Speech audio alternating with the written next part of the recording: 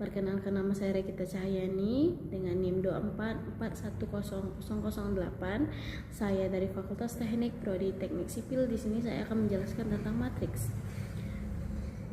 Apa itu pengertian matriks? Matriks adalah susunan bilangan, simbol, atau ekspresi yang disusun dalam baris dan kolom, membentuk suatu tabel berbentuk persegi panjang. Matriks biasanya ditulis dengan huruf kapital seperti A, B, C, dan setiap elemen ditulis dengan indeks baris dan kolom. Jenis-jenis matriks. Matriks baris adalah matriks yang hanya memiliki satu baris dan bisa memiliki satu atau lebih kolom. Bentuk umumnya seperti contoh di atas. Matriks tersebut memiliki satu baris dan 4 kolom. Disebut matriks berordo 1x4. Matriks baris adalah matriks yang elemennya tersusun dalam satu baris saja. Di sini saya akan menjelaskan pentingnya matriks dalam kalkulus. Matriks dalam kalkulus digunakan untuk mempermudah perhitungan fungsi yang memiliki banyak variabel. Kegunaan utamanya yaitu menyusun turunan parsial, membentuk transformasi koordinat, digunakan juga dalam analisis perubahan fungsi. Matriks membantu membuat perhitungan kalkulus yang rumit menjadi lebih sederhana dan terstruktur. Baik, di sini saya akan menjelaskan apa saja operasi matriks. Operasi matriks adalah berbagai operasi perhitungan yang dilakukan pada matriks untuk menghasilkan matriks baru atau nilai tertentu. Yaitu yang pertama adalah penjumlahan matriks, dilakukan dengan menjumlahkan elemen yang posisinya sama. Syaratnya adalah kedua matriks harus memiliki ordo yang sama. Contohnya seperti ada di atas. Kita lanjut ke pengurangan matriks. Pengurangan matriks adalah operasi mengurangkan elemen-elemen yang posisinya sama dari dua matriks. Syaratnya kedua matriks harus memiliki ukuran yang sama, yaitu jumlah baris dan kolomnya harus sama. Contohnya seperti di atas. Sekarang kita masuk ke perkalian matriks. Perkalian matriks adalah mengalihkan baris dengan kolom. Syaratnya jumlah kolom matriks pertama sama dengan jumlah baris matriks kedua. Perkalian dengan skalar. Setiap elemen matriks dikalikan dengan satu bilangan. Transpose matriks menukar baris menjadi kolom. Contohnya ada di atas. Lanjut. Sini kita akan menjelaskan penerapan matriks dalam kehidupan. Contohnya di bidang teknologi, matriks digunakan dalam pengelolaan gambar dan video, grafik komputer dan animasi 3 dimensi, artificial intelligence atau AI, contohnya transformasi gambar seperti rotasi, perbesaran dan pencerminan menggunakan matriks. Di bidang ekonomi, matriks juga membantu menghitung keuntungan dan kerugian, analisis data penjualan, penyusunan laporan keuangan. Contohnya, perusahaan menggunakan matriks untuk mengelola data penjualan beberapa produk di berbagai daerah.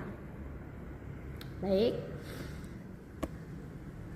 Kesimpulannya adalah matriks merupakan susunan bilangan yang disusun dalam baris dan kolom serta memiliki banyak manfaat dalam bidang matematika maupun kehidupan sehari-hari.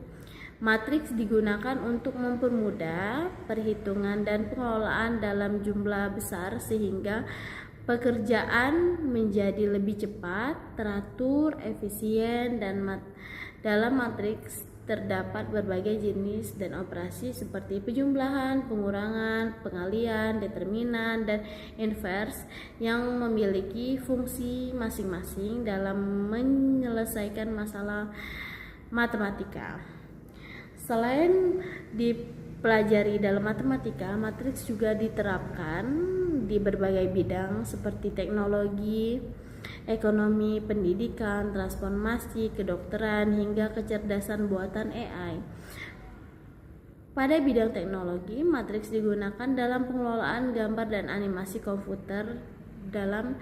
Dalam ekonomi, matriks membantu mengelola data penjualan dan keuangan.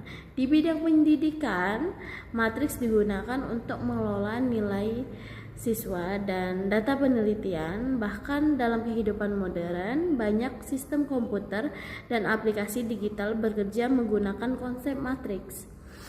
Dengan mempelajari matriks, kita dapat melatih kemampuan berpikir logis, teliti, dan sistematis dalam menjelaskan suatu masalah.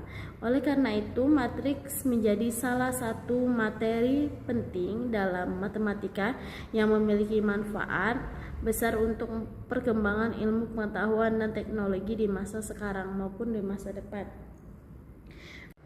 Baiklah, kita akan lanjut kembali menjelaskan tentang inverse. Dalam matematika, inverse secara sederhana berarti kebalikan atau lawan dari sesuatu, bisa berupa operasi, fungsi, atau matriks.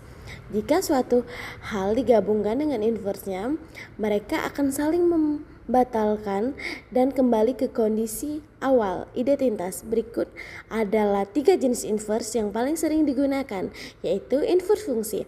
Inverse fungsi adalah fungsi yang membalikan aksi dan fungsi asalnya. Jika fungsi awal mengubah X menjadi Y, maka fungsi inverse akan mengubah kembali Y menjadi X. Contoh nyata, jika fungsi F adalah memakai sepatu, maka inverse-nya adalah melepas sepatu. Contoh matematikanya, jika X sama dengan 2 kali tambah 3, maka cara mencari inverse-nya adalah mengubah menjadi X. Y sama dengan 2X ditambah 3, Y dikurang 3 sama dengan 2X. Inverse matriks. Dalam dunia matriks, kita tidak mengenal operasi pembagian sebagai gantinya. Jika menggunakan inverse matriks untuk melakukan pembagian, jika sebuah matriks persegi A dikalikan dengan inverse A dikurang 1, hasilnya adalah matriks identitas 1, matriks yang angkanya digolongkan 1 dan sisanya 0. Mirip seperti angka 1 pada perkalian biasa. Inverse operasi bilangan.